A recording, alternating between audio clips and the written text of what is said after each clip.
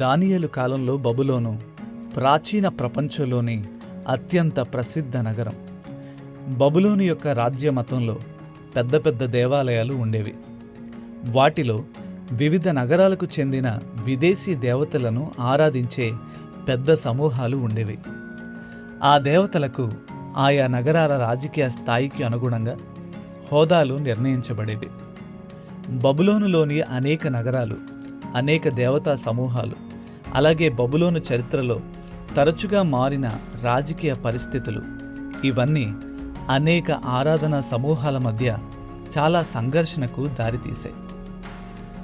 రాజు ఆజ్ఞ మేరకు బందీగా తీసుకురాబడిన యువకుడైన దానియేలు బబులోనులో పనిచేస్తూ అక్కడే జీవించాల్సి వచ్చింది. తన స్వగృహానికి దూరంగా విభిన్నమైన సంస్కృతిలో అతను ఒక మైనారిటీగా ఉన్నాడు. అయినప్పటికీ దానియేలులో అతి శ్రేష్టమైన బుద్ధి ఉందని లేఖనం చెబుతుంది. ఈ లేఖనమే దానియేలు యొక్క ప్రతిరోజు జీవన విధానాన్ని, వ్యక్తిత్వాన్ని, నైతిక విలువలను నిర్వచించింది. ఇక్కడ మనం గమనించాల్సింది అతని మనస్సునో లేదా అతని శరీరాన్నో కాదు, అతడు తన ఆత్మకు ఇచ్చిన ప్రాముఖ్యతను. తనను తాను అపవిత్రం చేసుకోకూడదని దానియేలు తన హృదయంలో బలంగా నిర్ణయించుకున్నాడు. అనుదిన ప్రార్థన అనుభవం, పరిశుద్ధమైన జీవితం అనే ఆధ్యాత్మిక అలవాట్లను దానియేలు కొనసాగించాడు. దానియేలు దేవుని మీద దృష్టి పెట్టి లోక సంబంధమైన విషయాలను పక్కన పెట్టాడు. లేఖనాల ప్రకారం దానియేలు అందమైనవాడు, ప్రతిభావంతుడు, తెలివైనవాడు.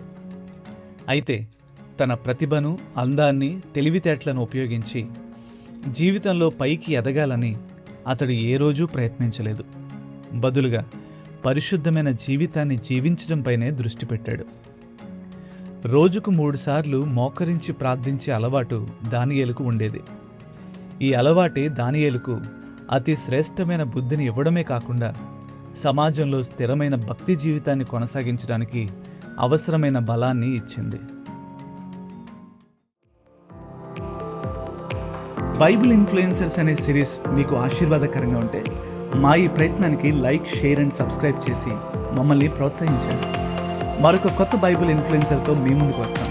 Until then, God bless you.